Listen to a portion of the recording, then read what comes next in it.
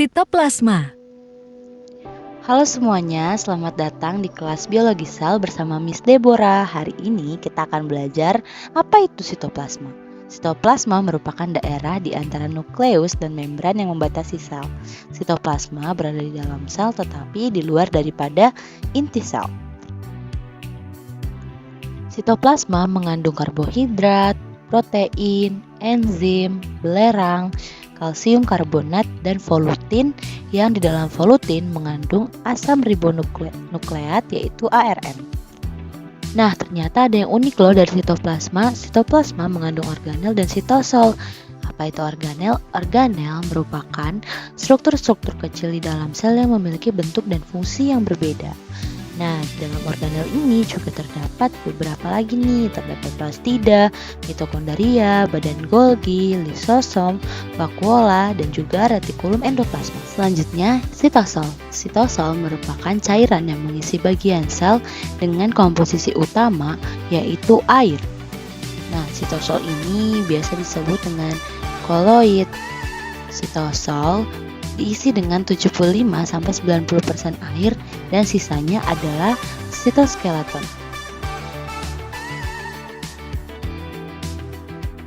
Sitoplasma untuk apa? Sitoplasma berfungsi sebagai tempat penyimpanan bahan kimia sel yang penting bagi metabolisme, seperti enzim, asam amino, dan protein. Bukan hanya sebagai tempat penyimpanan bahan kimia sel, tetapi juga sebagai tempat terjadinya reaksi metabolisme. Nah, ternyata sitoplasma juga sebagai tempat organel bergerak dan bekerja sesuai dengan fungsinya masing-masing. Apakah metabolisme sel pada tumbuhan dapat terjadi apabila tidak ada sitoplasma? Fungsi sitoplasma pada sel tumbuhan adalah sebagai tempat penyimpanan zat kimia untuk membantu proses metabolisme sel. Oleh sebab itu, jika tidak ada sitoplasma, maka metabolisme tidak dapat dijalankan, dan ketika tumbuhan tidak mengalami metabolisme, tumbuhan akan mengalami gangguan pertumbuhan, kehilangan energi, gangguan dalam fotosintesis, dan kekurangan nutrisi seperti pada gambar di samping. Terlihat bahwa tumbuhan sedang layu. Oleh sebab itu, maka sangat penting peran sitoplasma dalam organisme seperti tumbuhan.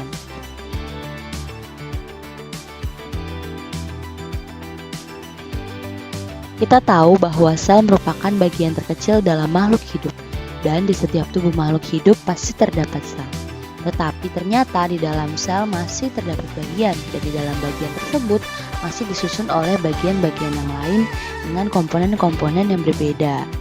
Kita bisa lihat bahwa Tuhan ciptakan semuanya dengan detail dan terperinci. Juga Tuhan ciptakan semuanya dengan kegunaannya masing-masing. Dalam tubuh manusia terdapat sel yang mempengaruhi keseluruhan fungsi tubuh manusia. Oleh sebab itu, sangat penting peranan sel di dalam kehidupan kita, juga peran sitoplasma di dalam satu komponen sel. Dan dari sini kita dapat belajar dan dapat bersyukur betapa Tuhan ciptakan kita dengan sangat detail dan terperinci. Kita dapat semakin menghargai dan menjaga diri dengan melakukan pola hidup sehat, seperti menjaga makanan kita dengan buah-buahan dan sayur, mencek kesehatan secara rutin, tidak merokok, berolahraga, dan mengelola stres dengan baik. Hal ini merupakan perwujudan bahwa kita menghargai diri kita sebagai ciptaan yang Tuhan ciptakan secara kompleks dan terperinci, belajar dari sistem yang sangat rinci dan kompleks di dalam sel. Sekian dari saya, kurang lebihnya mohon maaf. Terima kasih, sampai jumpa di materi-materi sel berikutnya. Dadah!